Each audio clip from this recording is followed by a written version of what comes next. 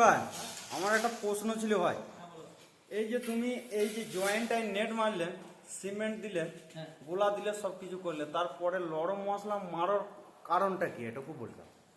এখানে নরম মশলা মারার কারণ হচ্ছে একটা জিনিস, ধরো এই নেটটা মারিছি, নেটটা মারার পরে যদি নরম মশলাটা যদি না মারা হয়, নেটটা পরবর্তীতে ফাঁপ ধরে মানে রিটার্ন চলে আসে।